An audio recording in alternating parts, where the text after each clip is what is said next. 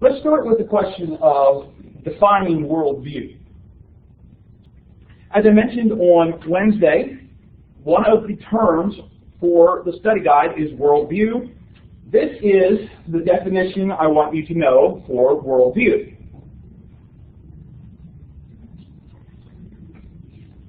As I have said before, the slides are available on Blackboard, so if you don't get all of it down, have the chance, you can go back and look at those.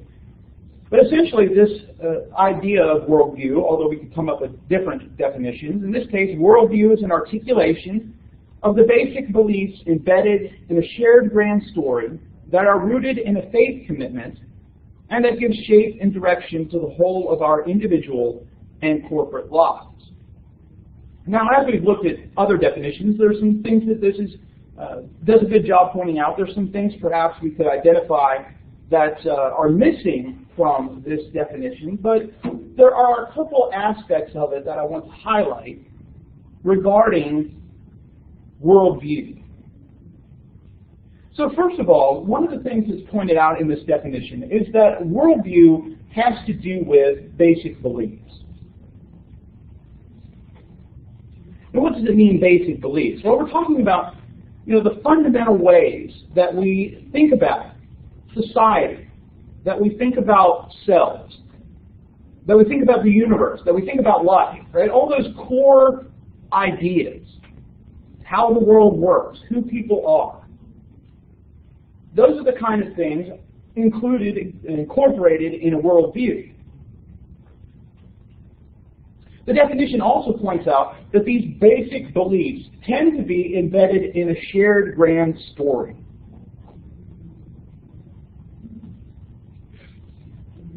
Worldviews are communal. Now, in more modern times, we have come to a position where we can have a kind of buffet approach to worldview, where we might take some elements here from this ideology, some from this ideology, and kind of banquet our worldview. But in general, worldviews are communal. They come from communities. They come from things broader than just the individual. Most individuals don't suddenly decide on a worldview that is completely separate from worldviews that have been around in other communities. And so there's that idea of the sharing of worldviews, but also the sharing of a grand story. Really, we could say all worldviews have a grand story that explains where the world came from, where the universe came from, where people came from. That shared grand story can be something very, very simplistic, or it can be very complicated, very detailed. But it's not just ideas, it's not just concepts. There is a story, there's a narrative that binds people and people sharing worldview together. With that is the faith commitment.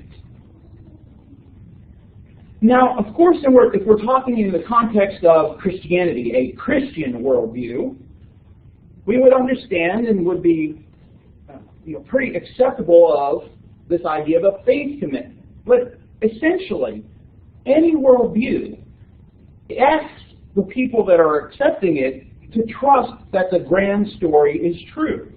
Right? So you're asked to step out on faith. Now, there may be reasons for that faith, but ultimately it becomes this point of you have to trust that what you're being told is true. Whether that's a story of billions of years ago, the Big Bang happened, or in the beginning God created the heavens and the earth, or, as some traditions do, the universe has always existed.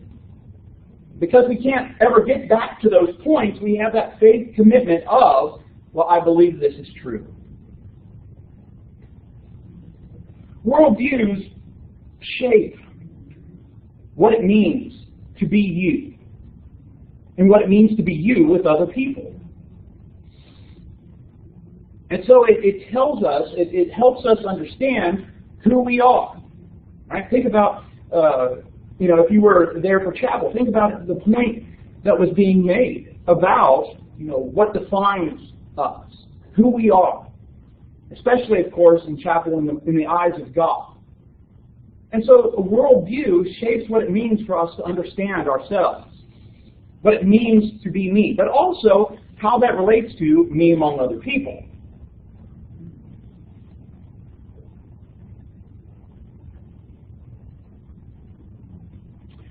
Questions? Anything I need to clarify? Can you go back to the definition? That part was not on. That one's not on Blackboard?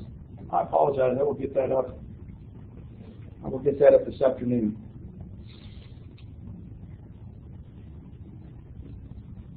Could you reiterate the last point on worldview? Oh, the whole of our individual and corporate lives.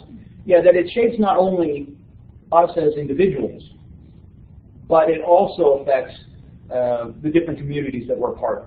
Right? So the worldview affects how I think about who I am when I'm with my church community, who I am at work, who I am with my friends.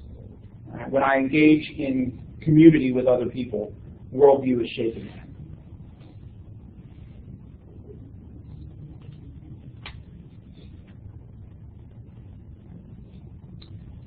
Other questions?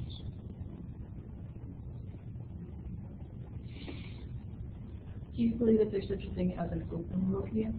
Well, the term open worldview can apply to a variety of things. Essentially, the idea of an open worldview is one in which there is something outside the natural world that incorporates or affects this world. And so a closed worldview is pretty, like a naturalistic worldview would be a closed worldview. Most religious worldviews would tend to be open worldviews, and that there's some force or power or being that it impacts who we are. Other questions? Places that need to clarify. One of the things that Goheen and Bartholomew point out in talking about this idea of worldview is that when we think about or encounter worldviews other than our own, or even in examining our own worldview, there are a couple of questions that are useful in thinking about differences. And thinking about how do these worldviews compare, or in thinking about our own worldview. And how can we investigate a worldview, right, is essentially what they're pointing out. And so these questions, these 7 questions, they posit as good ways to ask questions about reality. So how does a worldview think about the foundation of reality? What is the prime reality? Right? Is it something naturalistic? Is it a being like God? What's truly real? Because there are a lot of worldviews that would talk about things being illusory, things being temporary, and so what's the prime reality? What is truly real? What's the nature of the world around us? Where did it come from? What's our relationship to it? Thirdly, what does it mean to be human? Right? And so if you're thinking about, well, I as a Christian, what's the difference between Christianity and Buddhism, or Christianity and Islam? Well, one of the places we can find those differences is asking them, what does it mean to be a human being? What happens at death? What is it that takes place? Is it simply the cessation of life? Is there some sort of existence after death where you're in some sort of realm, living eternally as a spirit? Are you reborn into another life? Those kind of questions help us see how different worldviews look at the world around us and life. Why is it possible to know anything at all? How can you know that you know? What is it that makes you able to know? Is it because your senses are reliable judges of the world around you? Is it because of the neurological processes that take place in the human brain? Is it because, as some people thought in the 15 and 1600s, that God actively plants ideas within you? Right? So you know because God works on the brain to to help you know? How do we tell what is right and what is wrong? Is it simply a feeling? Is it because God has set a moral standard? Is it because within the universe works to judge what's right and wrong? And so when you do bad actions, bad things will come to you. When you do good actions, good things will come to you. What is the point of history? What is the point of this overarching development of human beings? Is it a tale told by an idiot signifying nothing? Is history going someplace? What is history all about? Now, why would you want to take the time to investigate worldviews? Why is it we should think about this only for ourselves, but also as we compare worldviews to others? Well, there are a couple of things to think about. First of all, worldviews shape so much of our lives.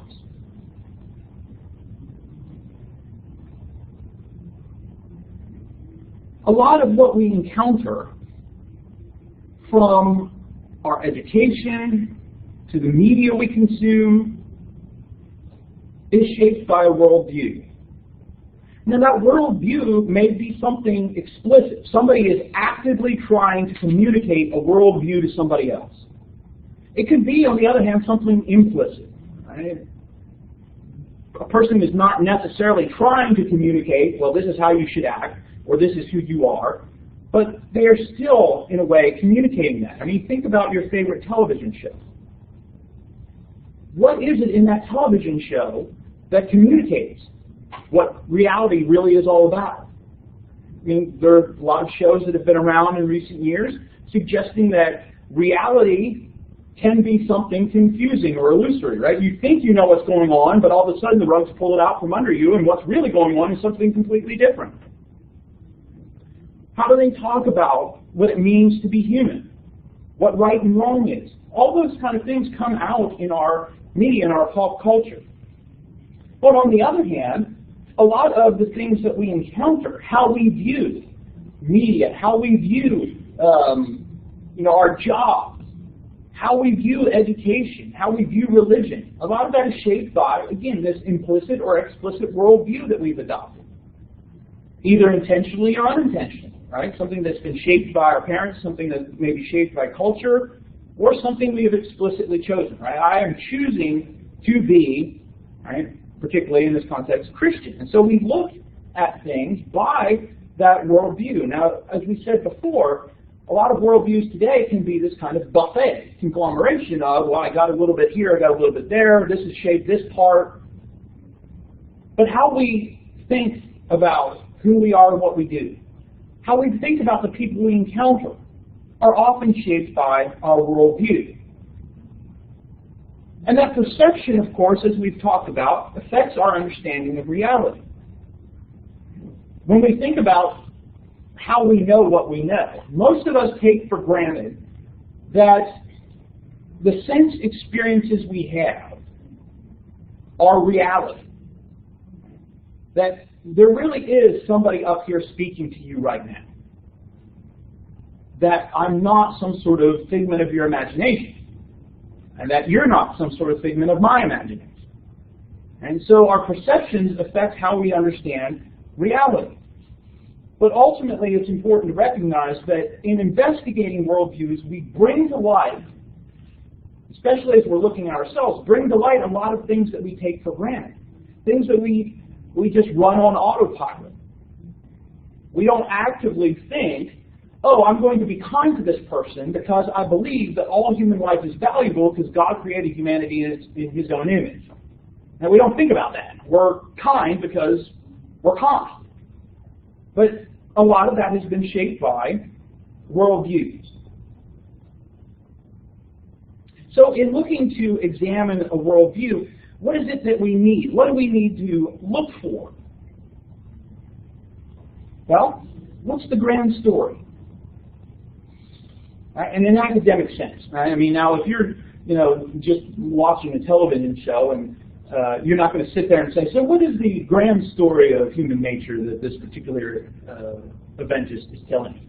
Right? But in thinking in an academic sense, what we're doing here right? What's the grand story that's being told? What are the fundamental beliefs? What are the key things that make up a worldview? What are the most important concepts or beliefs within religion, philosophy, ideology? And then thinking about particularly what are the consequences of that belief? If I truly believe that human beings are made in the image of God, how's that going to affect how I treat people? How's that going to affect how I view political policies on capital punishment, on taxation, on governmental programs like welfare, right? What are the consequences of accepting those beliefs? Now again, most people don't do this. We don't do this in our everyday lives. But in this class, part of that is getting you to think about these things, getting you to ask yourself, what's the great story that shapes my life? What is it that I think is most important? And once I think about those things, what are the consequences of that? If I really, really believe that, what does that mean?